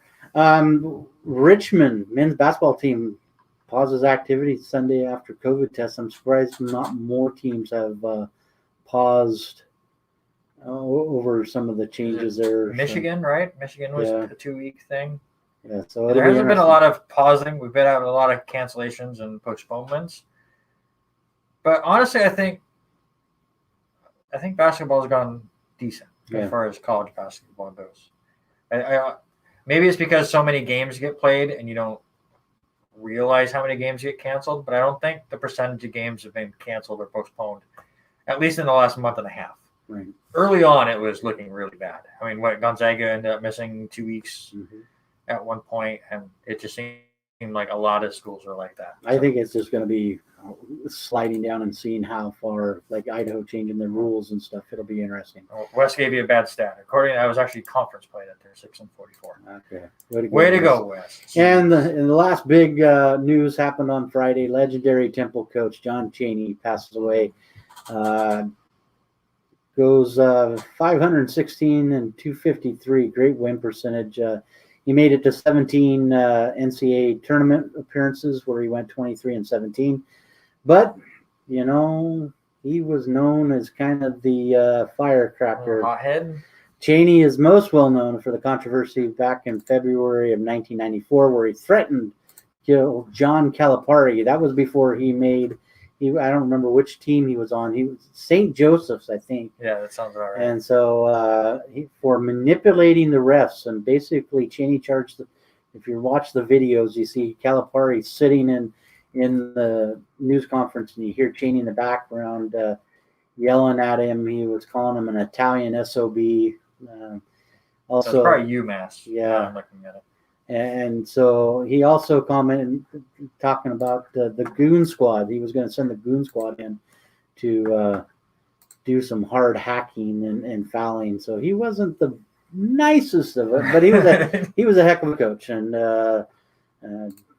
John Chaney died at the age of 89. All right, you are listening to the R&R Sports Report right here on KLCZ 88.9 FM Lewiston. And now let's move on to the NBA. Just for a quick update, neither of us have really been watching. I had 4 less games than you did. It happens. I know. Well, I think it's the Wizards. I think for you have missed a ton of games. Yeah. But this week, my teams go over 500. I'm almost back to 500, and they go 28-26. So my teams now are 152 and 153. Robert's teams went 24-26. So he's actually over 500, but losing as far as win total is. He's at 146 and 145. So I have a 6-win lead. And looking at the score so far today, we missed a good one as the Nets and Clippers went at it. The Nets win that game 124-120. Kyrie Irving with 39 points. Kawhi Leonard with 33. And that was the big matchup of the night. We've got, the Trailblazers just finished off the Wizards 132-121. They've been off to an okay start. I think maybe underperforming if you had asked them. Pacers beat the Grizzlies 134-116. And the late game of the night, the Celtics and the Warriors going on right now. Warriors currently lead the Celtics 31-24 with 122 to go in the first. Stephen Curry already has 15 points. That's crazy. At least I have to say, I am ahead of you in our fantasy basketball league. I'm sitting in 5th place. You are in 10th place. My fantasy basketball team is garbage, and I don't know what to do about it. Yeah. Wes has fixed his stat. Their actual record since 2018 is 13-64. Yeah, there you go. I'm excited. Let's start talking baseball. I mean, I'm ready for the fantasy draft. I'm ready to get going with that. So let's do it, and let's talk the big news of the week. Nolan Arenado gets traded to the St. Louis Cardinals for nothing. The Rockies get 5 prospects. Austin Gomer looks pretty good. I watched some video on him yesterday to prep for this show. Big dude, like 6'4". I think that's the only name I know out of all of them. And I don't know any of the other names. But the crazy thing is the Cardinals not only get Nolan Arenado, but the Rockies are going to pay the Cardinals $51 million to take Arenado away from them. You usually do that when the player is over the hill and you're just trying to dump salary, not when they're at their peak. I don't understand it. How good are the Cardinals? Is it just the Rockies looking at the Padres moves and going, okay, we give up. We quit. We can't handle this. I just really don't know what really has happened with the Cardinals since. I mean, Arenado has been basically, has been the main guy there since what? Todd Helton. I mean, look at I'm just trying. Blackman. I mean, those two. Yeah, Blackman was pretty good for them. I mean, those are the two biggest names I can recall. So, what the heck is Colorado doing? I mean, are you shooting yourself in the foot just to start the season out, or what? I guess. I mean, again, maybe they're just afraid of what the Padres and the Dodgers have been doing. What's the thought process? I mean, it just and apparently the owner hated it too. The owner is mad that the GM made this move. So you better hope that your ideas are as good as mine. You better hope it pans out, or guess what, dude? You're gonna be looking for a new job here. Yeah, we made Wes sad about the Mariners. Have the Mariners done anything yet? Mariners have still not done anything yet. So before we get to the rest, I just want to look at the Cardinals' projected opening day lineup. So you get Tommy Edman, Paul DeJong, two good leadoff guys, before you get Paul Goldschmidt and Nolan Arenado. By the way, how is Yadier Molina still in the league? He's like 108 years old and playing in a position that you usually don't last very long in. I just don't get it. Chris Archer returning to the Rays on a 1-year deal, just to drive me more batty. The Players Union declined the offer from the MLB to push back the season. I want to say it was, a month? Yeah. They wanted to push it back, and then they were going to drop it to 154 games. Yep. There were talks of a universal DH again, but the DH could only be used while the starting pitcher was in. And then when the starting pitcher went out, then either the starting pitcher had to go out on the field or you lose the DH, or it got really confusing. But anyways, they declined that, so the season will start as normal. We finally speak. This is the gaming news I was really excited about. Well, the two pieces. MLB The Show 21. Usually we've heard tons of news by now, but with the new consoles coming out this last fall, usually there's a bit of a pushback. I know when the PS4 came out, you could get MLB The Show on the PS3 in March, but you couldn't get it on the PS4 until like May. So they split the difference, and you can get MLB The Show 21 on April 20th. Make your 420 jokes now. And it'll also be the first time that the show will end up on multiple systems, as the MLB begged Sony to put the game out on other consoles, because all of the other baseball games have just died. All the other baseball series have just went away. So the only baseball you could ever get was on PlayStation, and now you'll be able to play that all over the place. The only other news, and it wasn't huge, but Minnesota signed Simmons back on the first. I mean, that's okay. I mean, good shortstop. It's not as big. Not as big. And that was the only other movement. The only movement the Mariners have done is invite a bunch of people to. Small name people to come look at our stadium. Here, come on over. I've toured the stadium. Let's go to Peoria and hopefully get some games in there. But just to finish off the video game news, EA announces the first college football game since NCAA football 14. I love this series. I loved that series. I've even went back and played NCAA 14 this year. I've pulled out the PS3, and I've loaded it up, and I played a season as Georgia Southern, trying to build them up, because that's what I love to do with the recruiting and stuff. But I'm really afraid, because Madden has become such garbage. Please make this a different section of EA. Right. Do not kill NCAA football before you can bring it back. Yeah, I'm excited to see that. And it's been years since I played 14 or even 13, but it's great to finally see some things happening on the college side. I know that you can't put the names of the guys in there. Well, that's I'm you can do likenesses now, but you got to pay them. Right. So all about paying the folks. Show them the money, right? So it'll be interesting to see how all of that goes, or what avenue they want to go with. But now it is time, sir. We end the show, as always, with the sports that just don't get enough airtime.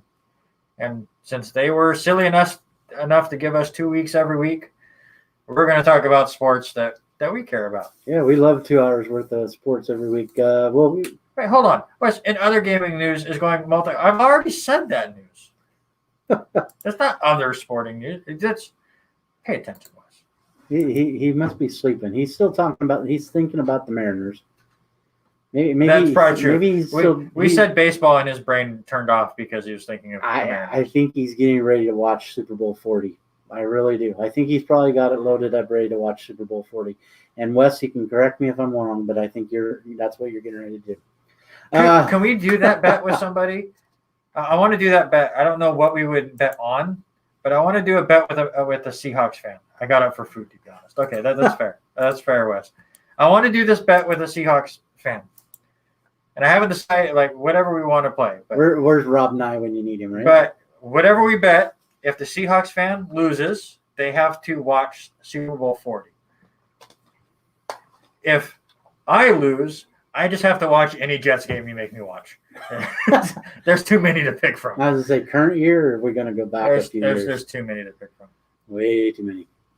We'll talk a little PGA first. Our buddy Joel Damon playing this last week didn't shoot all that well on Thursday, as he shoots 6 over and was 14 shots back after the first round. And he did have a decent round on Friday, going 1 under, but doesn't make the cut at 5 over. Patrick Reed ends up winning the Farmers Insurance Open at Torrey Pines. He shoots 14 under and wins by 5 strokes there. The next PGA event is this weekend, would be the Waste Management Phoenix Open in Scottsdale. I hate to ask what you're saying. I hope they get some fans there, because that's the Waste Management is the 17th hole. Yeah, is so good. West wins. 3 hours of butt fumble. That game would make me just as mad as Seahawks fans with Super Bowl 40. That is correct. That Thanksgiving game is brutal. It's so bad. So Wes, there you go. Those are our stakes. Now we got to figure out what we're betting on. There you go. Other big news. We'll talk local is Hoop Fest or Hooptown USA. They have decided to move their dates this year. For Hoop Fest, it is not going to end up being in July. It is moving to September 11th and 12th, hoping to get through the whole COVID thing and things open back up a little bit more for that to happen, get things where it wasn't virtually this last year. They're looking out for them. They're also looking out for the community, as it is a huge thing for everybody up there in Spokane. If you need more information, would like to volunteer or sign up a team, you can go to hoopfest.net and see all that thing. All right, let's talk some bowling, as we had the Southwest region and the Players' Championship on air this last weekend. I finally got to watch it yesterday. Somehow was able to avoid all spoilers. I was to say, you know how hard it was for me to show up to Rumble and not talk about that with you? It's just this stuff. We were building the TV stand, and that thing was ridiculous, and a lot of work getting a new TV. But again, I'm going to reiterate something that our friend David Diefenberg said to me after I watched this. I love all the new faces that we're seeing with these regions. I love it. But you had a young Mexican star in the making. I think he's going to be fantastic. Benjamin Martinez beat AJ Chapman 276 to 245 before falling to Kevin Williams in a 1-ball roll-off after they tied at 237 each. Kevin Williams leaves I want to say it was a 6-pin, and then Martinez goes through the nose and only gets an 8 count. So they lose 9-8 there. Kevin Williams then beats Patrick Hanrahan, who just had a rough go of it, but Kevin wins that one 214, 192. But then one of our favorites, Francois Lavoie, ends up beating Kevin Williams. It's a tie again, 232 each. And in the roll-off, Francois Lavoie decides to go first, gets the strike, and Kevin Williams stones a brutal 7-pin. One of his better shots of the whole tournament, and he stoned the 7-pin. Well, I think if the bigger one is going back to match 2. Yeah. I mean, Martinez was just on fire, and Williams got up and threw. It was a 6-pin, and what was crazy is Martinez.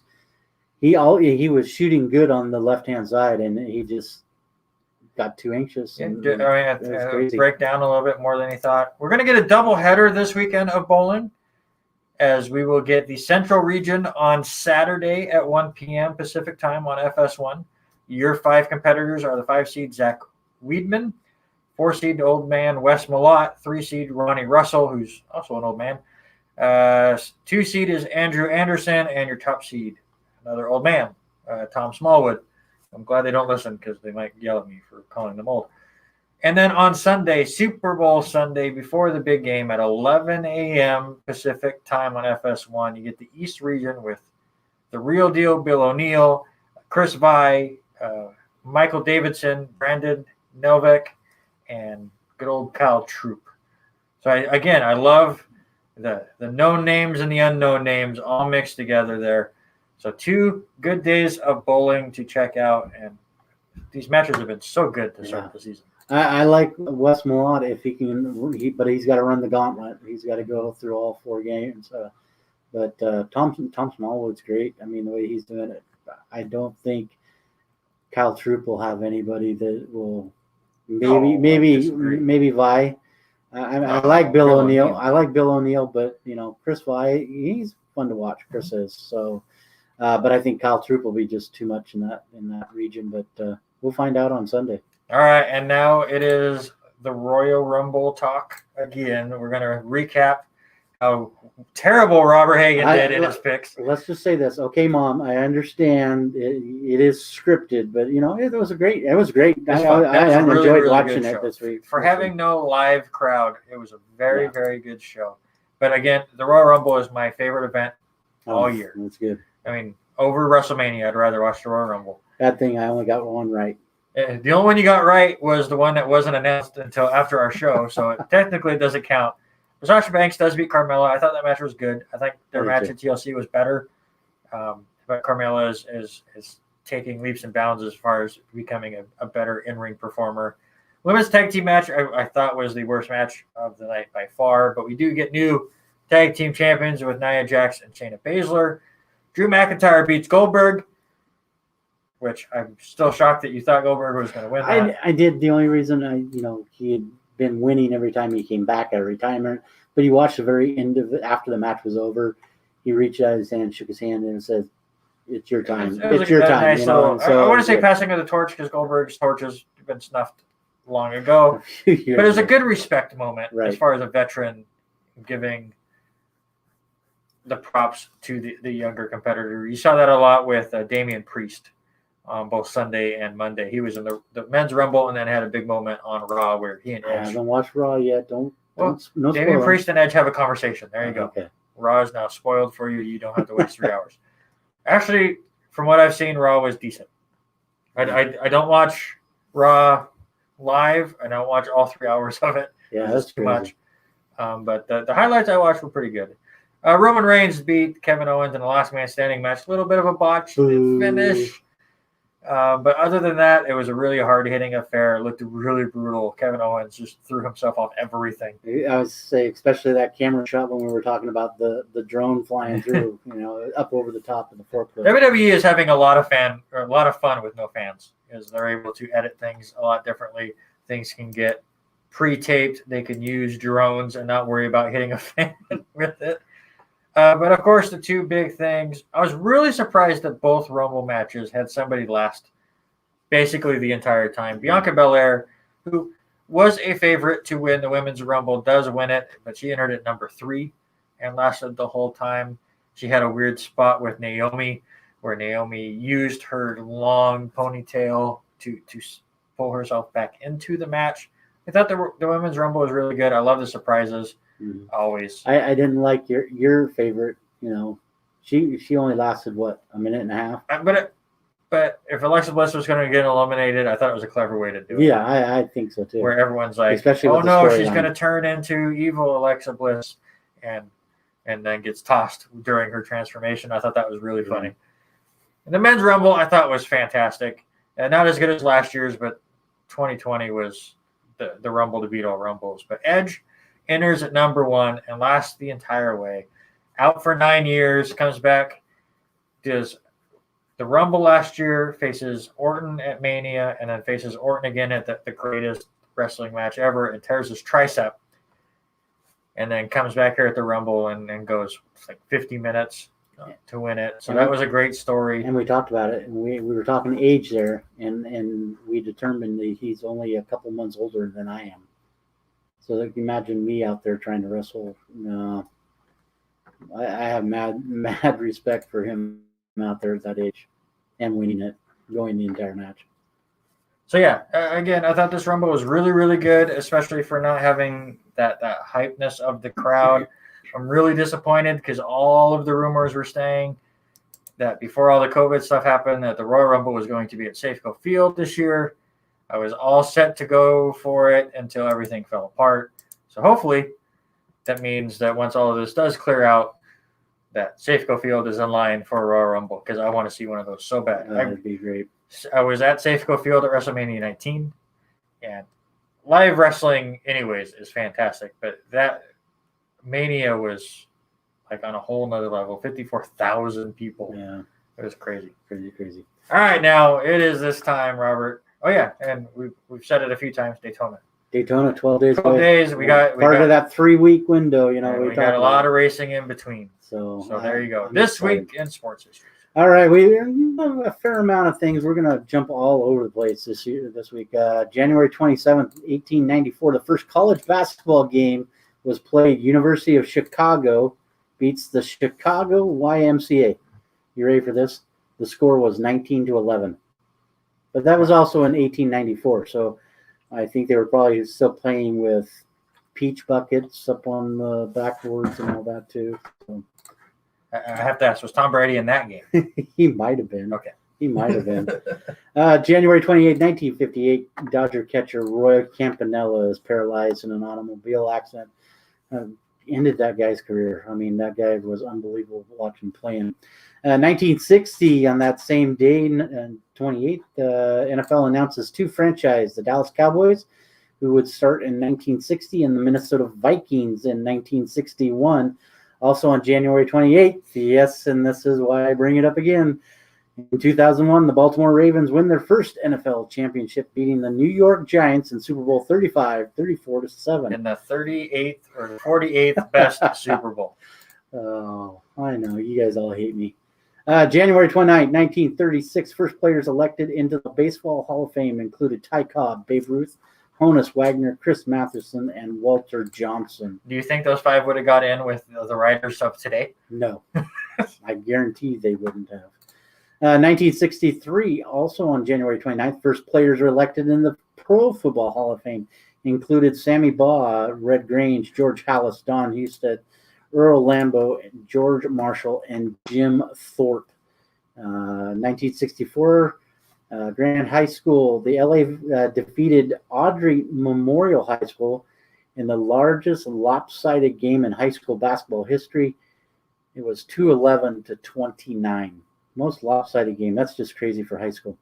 January 30th, 2018, James Harden records the highest triple-double in NBA history, scoring 60 points, 10 rebounds, and 11 assists.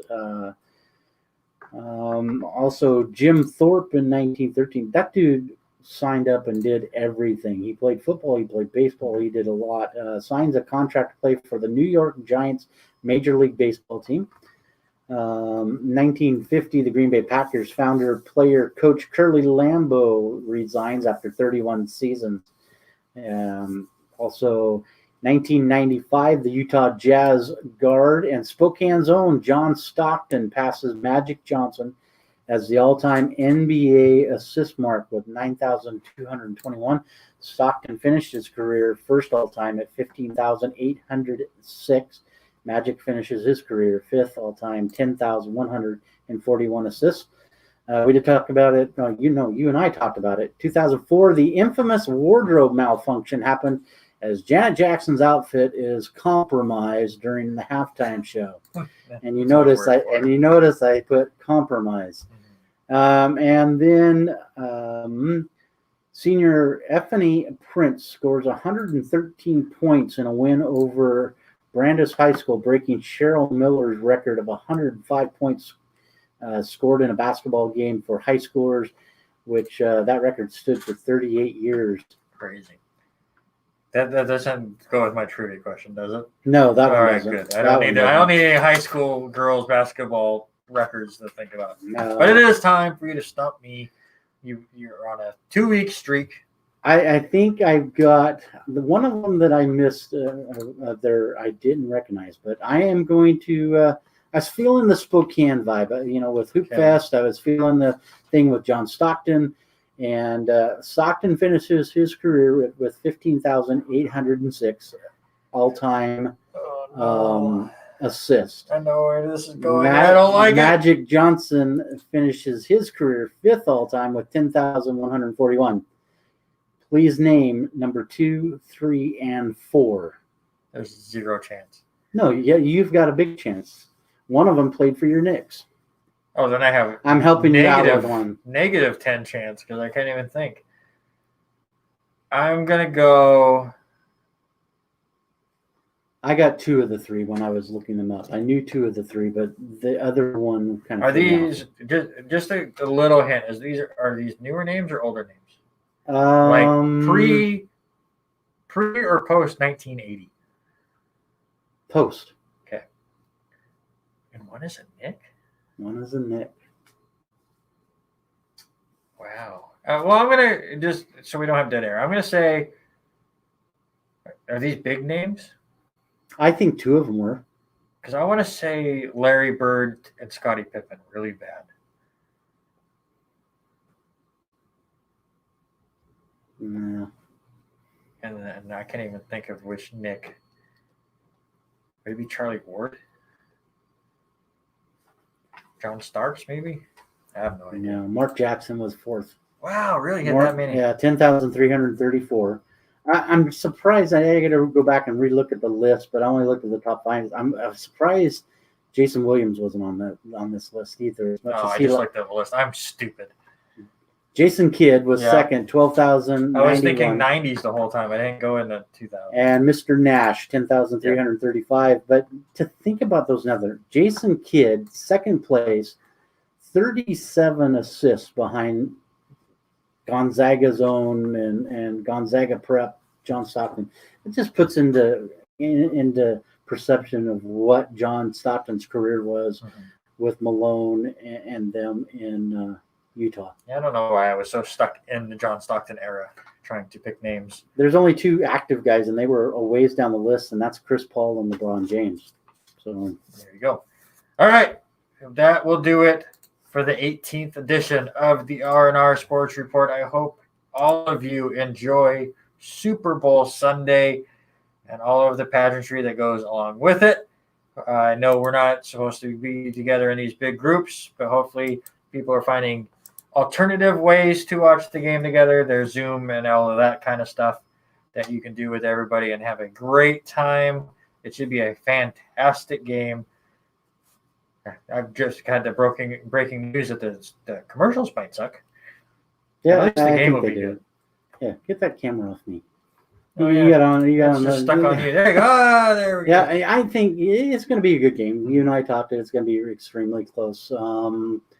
But I don't think I can make a bet on this game this year. No. There's no way at all. Shout out to our friend Lois. Thanks for listening.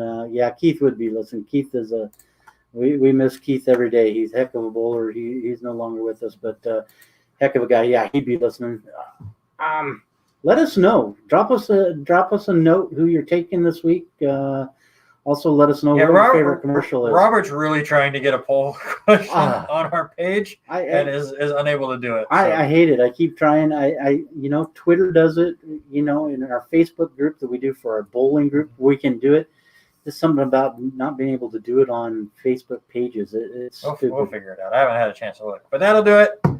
Thank you guys so much for hanging out with us. Again, next week we will start with a Super Bowl review. We'll look at everything from the game to the national anthem to the halftime show with The Weeknd to the commercials. We'll break that all down. We got plenty of Warrior sports to talk about. So it'll be another jam-packed 2 hours here at the R&R Sports Report. But for now, that's Robert. I'm Randy, and we are out.